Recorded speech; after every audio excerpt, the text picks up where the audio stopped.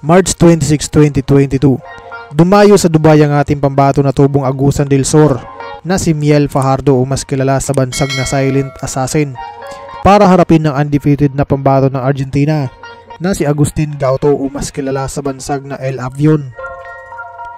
Ang kanilang laban na ito mga bossing ay isang 8-rounder lamang, pero nagmumukha itong main event sa tindi ng init ng mga palitan at ng galawan ng ating kababayan na talaga namang napapasigaw talaga ang mga boxing panatiko na nanonood sa mismong laban.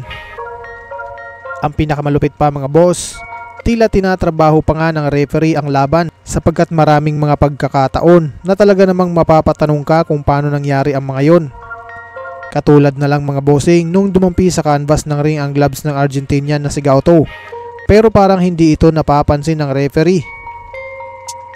Nung mag-umpisa na ang laban, tila pinapatay ng referee ang oras para mas makalikom pa ng lakas ang undefeated na kalaban ng ating kababayan.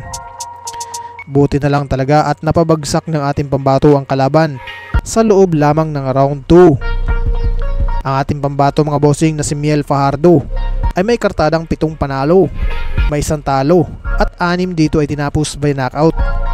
Samantala ang kanyang katunggali naman na si Agustin Gauto ay may kartadang 17 panalo, walang bahid ng talo at 12 dito ay tinapos by knockout. Huwag na nating patagalin to mga bossing, bakbakan agad. Unang round ay hindi minamaliit ni Fajardo ang kanyang katunggali. Hanggang sa kaya niyang iwasan ng mga bitaw ni Gauto ay iniiwasan niya kagad ito.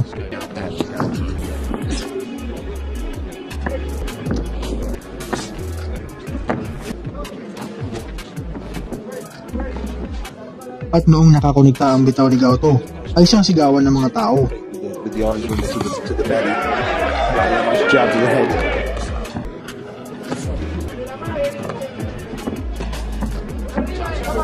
Sa pool ang body shot ni Fajardo at dito nakaramdam ng sakit si Gauto, pero pinipigilan niya ito.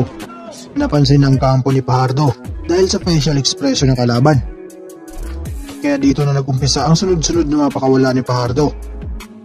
Nakababa na ang depensa ng undefeated boxer, kaya open na open ang kanyang ulo.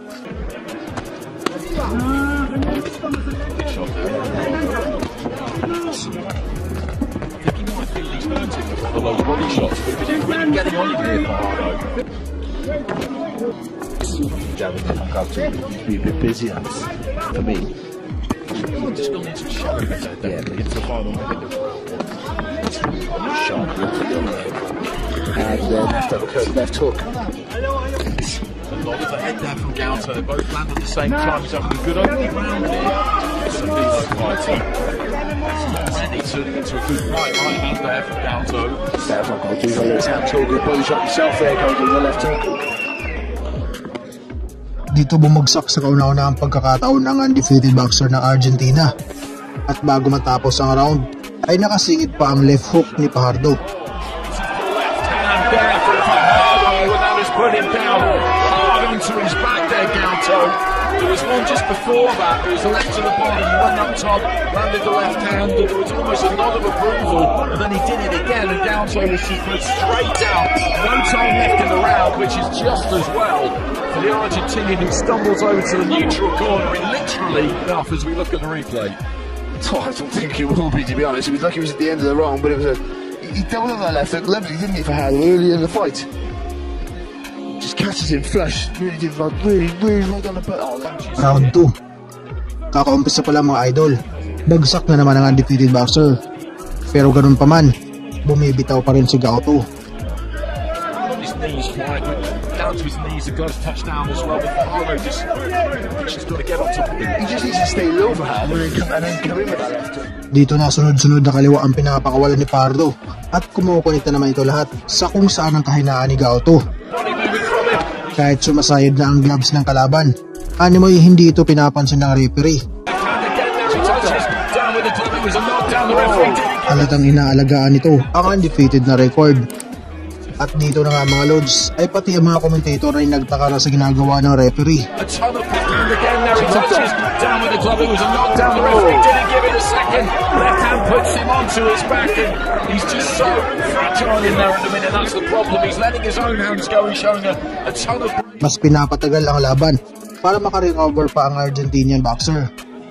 He's letting his own hands go. He's showing a ton of bravery and heart in there, but every time he gets hit clean, he's going to go down, and he's going to get hit clean because he's wide open at times. What's the referee doing? Well, the referee's given him extra time there. He missed the knockdown. There was a touchdown with the glove which he missed, and then he was put down. Fajardo just looking for... Pangalawang beses na tinukod ng kalaban ang kanyang gloves. Sana itong knockdown, pero hindi na naman pinansin ng referee. Touches down with the glove again and the referee doesn't see it. That's another knockdown. There's been a montage in this, but it's tremendous action, it really is. It is, it's superb. 1 minute 40. Patigasan na ng mukha to, mga lods. Oh, another big left hand, and he's taken those two somehow. He's thrown back himself. He goes down to his knees, more in exhaustion than anything else, but the referee does count him this time. The corner are looking on there, the Argentinian corner. I don't really know how much more of this I would need to see if I were them. This is a critical stage of his career, of course. He's 17-0. Dito na nga tinapos na ng referee ang laban. Pareho silang napailing sa isa't isa. The referee jumps in, and that's a good decision from the referee, who missed a couple of touchdowns. Tama na rin yung hindi na pinagpatuloy ang laban. Baka kasi hindi lang karera nito ang masira, kundi baka maapektuhan pa nito ang kanyang kalusugan. Masasayang lang ang kanyang magandang karera na umpisahan. Not just a huge win. Pero kung sakaling hindi humantong sa knockout ang laban na to at makakaabot sa desisyon, malamang alam mo na siguro ang resulta.